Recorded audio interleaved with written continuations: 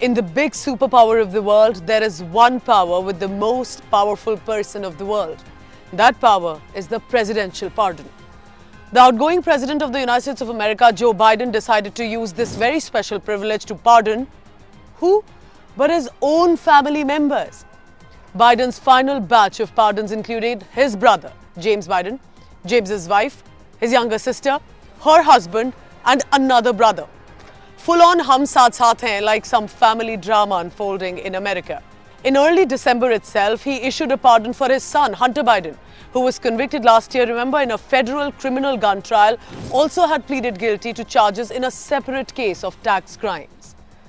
Apart from that, Biden has pardoned lawmakers, staff members who served on 6 January Congressional Committee to investigate and prosecute the Capitol riots in 2021.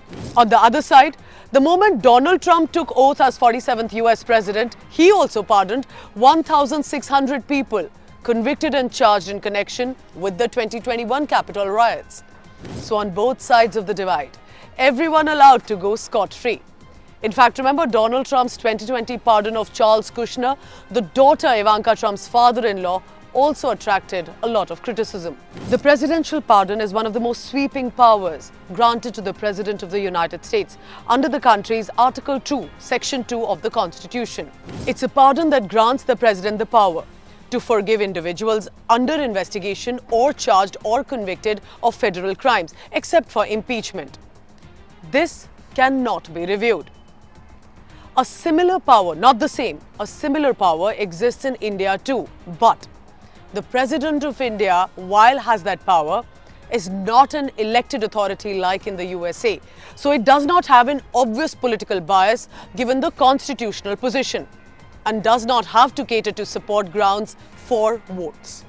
In India, the presidential pardon is to be used in extremely severe cases like death penalty, for example, and that also after all the legal options have been exhausted. Article 72 of Indian Constitution empowers the President of India to grant pardon to persons who have been tried and convicted of any offence. Importantly, the executive power is to be used in case to correct any judicial error or if the sentencing is seen as unruly harsh by the President of the country. But the biggest difference is this. Supreme Court in Maruram versus Union of India case had held that the Indian President acts on the advice from the centre, cannot act on his own discretion. There will have to be deliberations and discussions done on this. The American President can decide on their own discretion and owes no explanation to anyone. The US President can issue pardons for past crimes that have not been prosecuted as a preemptive measure as well, like Biden has done by pardoning Dr. Anthony Fauci. Fearing Donald Trump could go after him and others, therefore the Biden family and many others, including lawmakers, have been pardoned. The Indian president deals with convicted cases. For example, in 2015, the Supreme Court of India was opened for judges for a hearing at 3 a.m. The final plea against the execution of Yakub Memon for his role in the 1993 Mumbai blast case that had led to the loss of life of over 250 people. I was reporting live at that point after midnight, right from outside the top court of the country. Now, this was despite the then President Pranab Mukherjee rejecting the mercy petition of Yakub Memon. And the order did come at the end of this 95-minute open court unprecedented hearing. Early morning, when there were lawyers, activists, journalists and people glued to their television screens. And the order that eventually said that the plea was dismissed.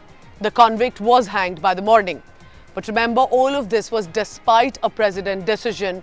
The court did open its doors. Also recently, the Supreme Court ordered President Draupadi Murmu's office to take a decision on the mercy petition of the death row convict, prisoner Balwant Singh Rajoana, convicted killer of Punjab Chief Minister Singh.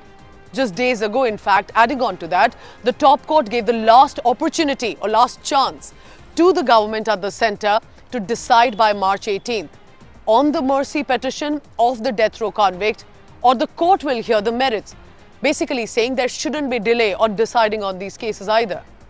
So the Indian system, in one way or another, despite of course a lot of challenges, but has a system of checks and balances. There's no sweeping power, so to say, with one authority, especially in cases of pardons in severe cases. Thank you for watching.